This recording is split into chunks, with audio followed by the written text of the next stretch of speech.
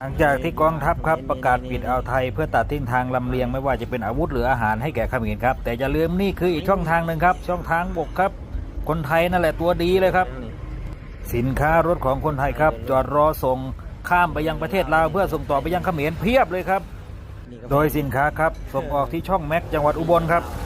ผ่านเมืองปากเซของลาวเดินทางลงใต้ไปยังด่านหนองนกเขียนที่แขวงจำปาสักซึ่งเชื่อมต่อกับด่านตะบึงเกลียนเมืองสตรึงแตรของกัมพูชา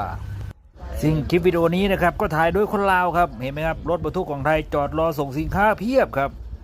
พวกนายทุนไทยยังคงขายของให้กับพวกเขมร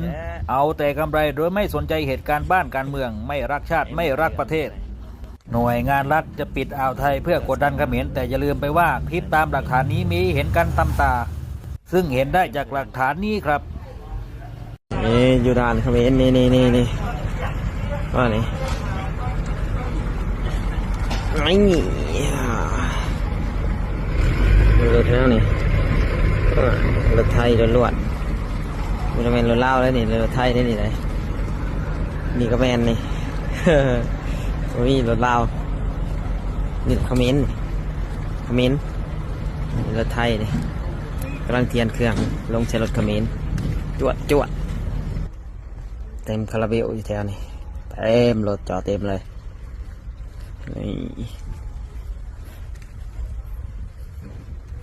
ว่าคันเรืองนี่ใส่พี่ลึกแท้เต็มคันเรืองนี่ก็ได้รถไทยเขาจะใส่มาพอสวดมาใส่รถเขมรที่โหดเต็มคือกันเลย